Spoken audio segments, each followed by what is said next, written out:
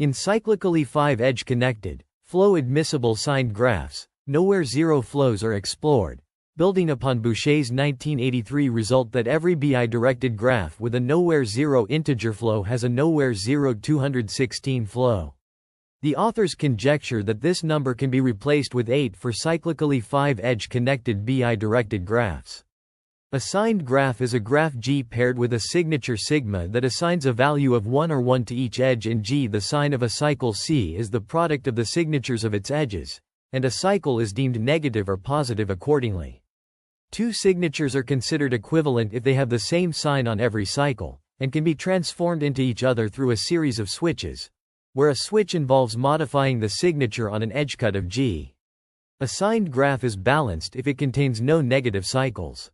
By treating each edge as composed of two half-edges, the authors define H, G, as the set of half-edges in G. An orientation of a signed graph is a function tau that assigns a value of 1 or 1 to each half-edge, satisfying the property that the product of the values assigned to the two half-edges of an edge is equal to the negative of the signature of that edge. Bidirected graphs, which are signed graphs equipped with an orientation, are introduced. Bouchet's flows on signed graphs are a non-orientable generalization of Tute's flow coloring duality for planar graphs. The authors investigate nowhere zero flows in cyclically 5-edge connected bidirected graphs, aiming to improve the bound of 216 established by Bouchet. Their conjecture proposes replacing this number with 8, which would signify a significant advancement in understanding nowhere zero flows in these graphs. In graph theory, understanding flows in signed graphs is crucial, and a fundamental concept is the boundary of a function phi. E.g., right-pointing arrow A. This function serves as a building block for grasping flows. And a flow is a function f. E.g., right-pointing arrow A that satisfies the conservation law, while a k-flow is a flow with values in plus or minus 1, plus or minus k. A nowhere zero flow is a flow that assigns a non-zero value to each edge. Conjecture 1 by Bouchet posits that every flow-admissible signed graph has a nowhere zero 6 flow. Theorems 2 and 3, established by Liu, Luo, and Zhang, demonstrate the existence of nowhere zero 8 flows and 6 flows in specific graph classes. However, working with signed graphs poses challenges, including the approximate version of Tute's result by Bouchet. A significant breakthrough is presented in Theorem 4, which provides a method for converting a Z3 flow to an integer flow in two connected bidirected cubic graphs. This result has important implications for flow theory and signed graphs. The conversion method enables the study of integer flows in these graphs, expanding the scope of flow theory. The authors present two key theorems, Theorem 5 and Theorem 6, which are crucial to their approach. Theorem 5 states that for a two-connected bidirected cubic graph G and a flow phi E.g., right-pointing arrow Z3, there exists a four-flow psi E.g., right-pointing arrow Z satisfying psi plus 3Z equals phi. The proof of this theorem relies on the existence of a perfect matching in an alternate auxiliary graph. Theorem 6 provides a natural condition implying the existence of a perfect matching in certain subcubic graphs. Specifically, let G be obtained from a cyclically 5-edge connected cubic graph by subdividing edges to form degree 2 vertices x1, x2k. For every 1 is less than or equal to I is less than or equal to 2k. Let C be a cycle of G of odd length with Xi element of V, C. If V, C, intersection V, Cj, equals whenever I does not equal J, then G has a perfect matching. The authors outline their proof of the main result, which is modeled after Seymour's original proof of his 6-flow theorem.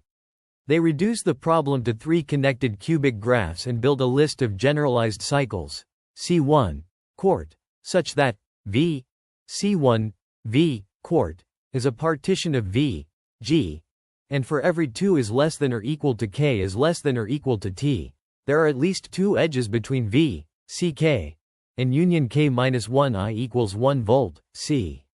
They use this structure to construct a Z3 flow phi E, G, right-pointing arrow Z3 so that phi E equals 0 only if E element of union Ti equals 1 E, C.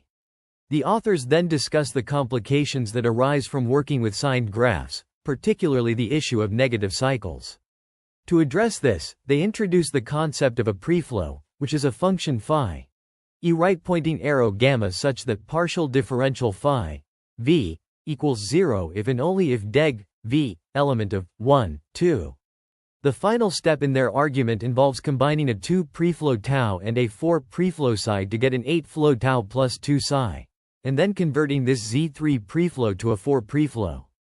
This conversion requires the existence of a perfect matching in a modified version of the graph, which is proven using Theorem 6. In the context of graph theory, this section delves into the process of selecting cycles within a graph. The primary objective is to identify a perfect matching, which necessitates that the number of degree 2 vertices be even. The selection process involves choosing cycles that either have at least 2 vertices of degree 2 or are negative cycles with no more than one vertex not of degree 2. A usable cycle is defined as either a good cycle or a negative cycle possessing the specified properties. The authors aim to prove a lemma that ensures the existence of a usable cycle in any proper induced subgraph of a cyclically 5-edge connected cubic graph. This requires a detailed examination of the graph's connectivity and the properties of the cycles. The section concludes by outlining the steps to follow in order to find a usable cycle, laying the groundwork for the subsequent sections that will develop the tools for building the list of cycles and ultimately proving the main result. This process is crucial for understanding the structure and properties of the graph, and it plays a pivotal role in the overall research. In the context of this research, a fundamental concept is the existence and significance of theta subgraphs. If a graph is not 3-connected, it must have a vertex cut, leading to the existence of sets X and Y with at least 2 vertices each. This property plays a crucial role in the induction-based proof of lemma 8. The lemma states that a graph obtained from a 3-connected graph by subdivisions contains either a theta subgraph with specific properties or another theta subgraph with 2 branches containing at least 2 vertices of degree 2. The proof is conducted through induction on the number of vertices and edges, considering various cases such as the presence of adjacent vertices of degree 2, and the possibility of completing a cycle to form a theta. The importance of theta subgraphs lies in ensuring the existence of usable generalized cycles, which is a key component of the main lemma. These cycles are essential for the overall structure and connectivity of the graph, and their presence significantly impacts the graph's properties and behavior. In the realm of graph theory, signed graphs are a specific type of graph where each edge is assigned a sign, either positive or negative. A key concept in this context is balance, which refers to the property of a signed graph being balanced if the product of signs along any cycle is positive. The paper under discussion delves into the properties of signed graphs, particularly focusing on the existence of negative cycles. The authors introduce observation 10, stating that if a signed graph G is not balanced, there exist paths P and Q such that their union P union Q forms a negative cycle. This observation is proven by assuming every edge outside a subgraph H is positive and demonstrating that if there is no path from a certain set U0 to U1, then the graph is balanced. This result has significant implications for understanding the structure and properties of signed graphs. The paper also explores lemma 11, which pertains to 2 connected graphs obtained from cubic graphs by deleting vertices. It discusses the existence of cycles with specific properties, including being good or negative, and how these cycles relate to the graph's balance. These findings contribute to a deeper understanding of the relationship between cycle properties and graph balance. Overall, the paper provides an in-depth examination of signed graphs, shedding light on their structural properties and the role of negative cycles in determining balance. The technical aspects of the paper, including mathematical concepts and their significance, offer valuable insights for researchers in the field of graph theory. The authors continue to prove the existence of a sequence of generalized cycles in a 3-connected signed graph. They consider 3 cases. Case 1, where there exists a negative cycle n in G such that d, v, n, equals 1. Case 2, where there exists a negative cycle n in G such that d, v, n, equals 3. And case 3, where there exists an induced negative cycle n in G such that d, v, n, equals 2. In case 3, they assume that there is no path Q in GE n from X to Y such that P1 union Q is positive. This implies that GE n is balanced, and they may assume that there is only one negative edge in G, which lies on the path P1. To complete the proof, they need to find a good cycle C containing X, such that G, V, C, and G, N are both balanced and satisfy the lemma. The authors then proceed to show that G equals GV, N, is 2 connected, and choose U, V, W in V2, G, intersection V, G. They construct a minimally 2 connected subgraph H of G, containing U, V, W, which is either a cycle or a theta subgraph. They then choose 2 vertex disjoint paths Q1, Q2 in G from V, N, to V, H, and show that P2 union Q1 union Q2 union H contains a good cycle containing X, completing the proof. The authors also introduce a new lemma, lemma 12, which states that if G is a 3-connected signed graph with 2 vertex disjoint negative cycles, then either G has vertex disjoint negative cycles C1, C2 such that V, C1, union V, C2, equals V, G, or G has a negative cycle C such that G, V, C, has an unbalanced theta. The proof of this lemma involves applying Menger's theorem to choose 3 paths P1, P2, P3 starting at a vertex V and ending in V, C1, union V, C2, and showing that these paths can be used to construct an unbalanced theta. In this section, we present the main lemma for a signed cyclically 5-edge connected cubic graph with 2 disjoint negative cycles. The lemma states that there exists a sequence of generalized cycles, C1, quart, and a division of these negative cycles into special and ordinary categories, satisfying specific properties. These properties include that C1 is special, at most one cycle other than C1 is special, and every ordinary cycle is induced. Additionally, every positive cycle satisfies an edge connectivity condition, while every ordinary cycle satisfies a different edge connectivity condition. The number of even-length ordinary cycles plus the number of special cycles must be even. The proof begins by applying the first lemma, which either results in 2 special cycles or 1 special cycle, C1. It then initiates a selection process for usable cycles from the remaining graph, ensuring the graph remains unbalanced after deleting the vertices of chosen cycles. If a usable cycle can be chosen, it is added and declared ordinary if negative. If no such cycle exists, a cycle is chosen using lemma 11, ensuring the remaining graph has no unbalanced theta and a specific condition is satisfied. The process continues until all conditions are satisfied by the resulting list of cycles C1, quart. Forming a Z3 preflow is the focus of this section, where a suitable Z3 preflow is constructed using the list of cycles developed in the previous section.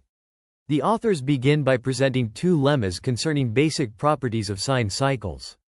Lemma 14 states that for a bi-directed cycle C and a function B, V, C, right-pointing arrow Z3, if C is negative or all edges of C are positive and the sum of B, V, over all vertices V in C is 0, then there exists a function tau E, C, right-pointing arrow Z3 such that partial differential tau equals B.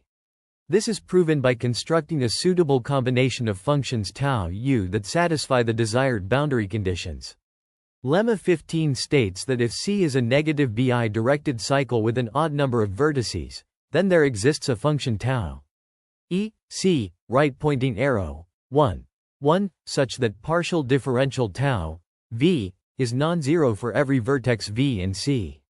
This is proven by reorienting C such that every vertex is either a source or a sink, and then taking tau to be the constant one. The authors then define the concept of subdividing an edge in a signed graph, where an edge E equals UV is replaced by a path P of length 2 with the same ends as E, such that the signature of P is the same as the signature of E. A signed graph G is a subdivision of G if it can be obtained from G by a sequence of subdivisions. Lemma 16 is then presented, which states that given a bi-directed cubic graph G and a list of cycles C1, quart satisfying certain conditions, A bidirected graph G can be obtained from G by subdividing one edge from each cycle in the list that is either special or ordinary with even length. The authors show that there exists a preflow phi E, G, right-pointing arrow Z3 satisfying certain properties, specifically that every edge E with phi E equals 0 lies on a cycle Ci where C is either positive or special. The proof of lemma 16 involves iteratively adjusting the preflow phi on the edges incident with each cycle Ci, starting from the back of the list of cycles, such that after adjusting phi on all edges incident with Ck, then partial differential phi V is non-zero if and only if V is in V2, G. The authors use the properties of the cycles and the subdivided graph to construct the desired preflow phi. The authors present three cases for defining a function phi, a crucial step in their approach to finding perfect matchings in subcubic graphs. In case 1, where C** operator k is a positive cycle, phi is defined such that phi E equals 1 for every chord edge E of C** operator k. The set F equals E, V, C** operator k, UK, is then defined, and values phi F equals plus or minus 1 are assigned to every F element of F, ensuring that the sum of phi over all vertices in V, C** operator k, is 0. By applying lemma 14, a function tau E, C** operator k, right-pointing arrow Z3 is chosen such that partial differential tau V equals partial differential phi V holds for every V element of V, C** operator k, ensuring that the final function phi has 0 boundary at every vertex in V, C** operator k.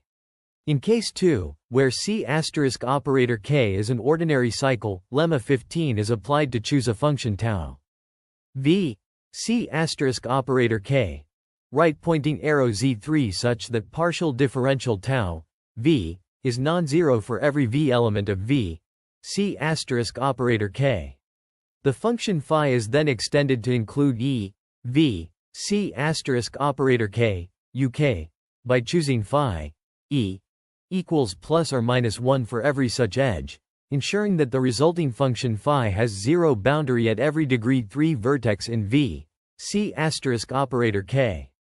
In case 3, where C** operator k is a special cycle, phi E equals 1 is defined for every chord edge E of C** operator k and for every edge in E, V, C** operator k, UK.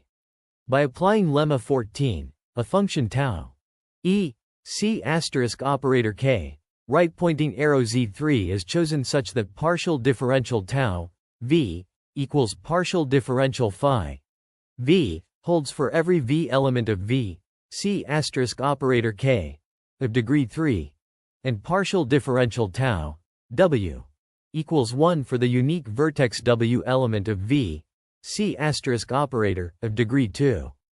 The final function phi is then set to phi equals phi plus tau. The authors conclude that their process yields a Z3 preflow phi with the property that every edge E with phi E equals 0 lies on a positive or special cycle. They then discuss perfect matchings in subcubic graphs, citing Bouchet's theorem, which states that a graph G has a perfect matching if and only if there does not exist a set X subset equal V, G, such that X less than odd G X. The concept of a cycle C straddling the edge cut delta X is introduced, and lemma 18 is presented, which provides conditions for the existence of a perfect matching in a subdivision of a three-connected cubic graph. A graph G is guaranteed to contain a perfect matching if it satisfies three specific conditions. Firstly, the number of vertices in V2, G, must be less than 6. Secondly, number 3 edge cut S can be straddled by C for any one is less than or equal to I is less than or equal to K. Thirdly, number 4 edge cut S can be straddled by C and Cj for any one is less than or equal to I less than J is less than or equal to K. The proof of this theorem relies on Bouchet's theorem, which is applied to find a maximal set X subset equal V such that X less than odd G X. This leads to a series of bounds on the number of edges within X and between X and its complement. These bounds ultimately yield a contradiction, implying that G must contain a perfect matching. The proof also delves into the properties of different components in G, X, including negligible, critical, and basic components. The edge connections between these components and X are crucial in deriving the contradiction. By establishing these conditions and leveraging Tute's theorem, the theorem provides a comprehensive framework for determining the existence of perfect matchings in graphs. In the context of a two-connected signed subcubic graph, this section outlines the process of converting a Z3 preflow to a 4 preflow. It begins by adjusting the signature and orientation of the graph to ensure that all edges in the matching Z are positive and phi, e, g, subset equal, 0, 1. The auxiliary graph H is then constructed by subdividing edges where phi is 0 and adding a new edge between the resulting degree 2 vertices. A perfect matching M in H is assumed, which allows for the definition of a 4 preflow psi. For edges with phi, E does not equal 0, psi, E is set to 2 if E element of M or 1 if E not an element M. For edges with phi, E equals 0, psi, E is set to 0 if both are neither E, or in M, and plus or minus 3 if exactly one of them is in M. Ensuring partial differential psi, U, equals 0 equals partial differential psi, U. The auxiliary graph H plays a crucial role in this conversion process, as it helps in defining the 4 preflow psi that satisfies the required conditions. The existence of a perfect matching in H is essential for the conversion, as it allows for the appropriate assignment of values to the edges in the original graph G. This conversion process leads to a 4 preflow in G, which is a key step in proving Theorem 5. The assumption that Z is not a matching is also critical, as it ensures that the conversion can be successfully applied to achieve the desired result. The proof of the main theorem begins by considering a bidirected cyclically 5-edge connected cubic graph G. If G does not have two vertex disjoint negative cycles, it has a nowhere 0,6 flow by Theorem 3. Otherwise, we apply lemma 13 to choose a list of vertex disjoint cycles C1. Chord and modify G to form G by subdividing one edge from each C that is either special or is ordinary with even length. We then apply lemma 16 to choose a preflow phi, E, G, right-pointing arrow Z3, which we can reorient so that one is not in the range of phi. The auxiliary graph H associated with G and phi is constructed, and it follows from lemma 18 that H contains a perfect matching. Applying lemma 19 gives us a 4 preflow psi of G with the properties that psi, E, equals 0 only if E lies on a positive or special cycle, and partial differential psi, V, equals plus or minus 1 for every V element of V2, G. Next, we construct a matching 2 preflow tau. E, G, right-pointing arrow, minus 1, 0, 1, starting from tau equals 0. For every C that is either special or ordinary in even length, let Xi be the degree 2 vertex created when subdividing an edge of C to form C. We modify tau by assigning tau, E, equals plus or minus 1 for every E element of E, C, so that partial differential tau, V, equals 0 for every V element of V, C, Xi, and so that partial differential tau, Xi, equals 2 partial differential psi, Xi. It now follows that tau plus 2 psi is a nowhere 0,8 flow of G, and this gives the desired flow in G, thus completing the proof. The research concludes with a comprehensive overview of the literature on nowhere zero flows and factorization of linear graphs. It starts by citing Seymour's work on nowhere 0,6 flows, a fundamental concept in combinatorial theory. This foundation has led to further investigations into the properties and applications of nowhere zero flows in graph theory. The paper then explores the significance of nowhere zero flows in understanding the structure and behavior of complex networks.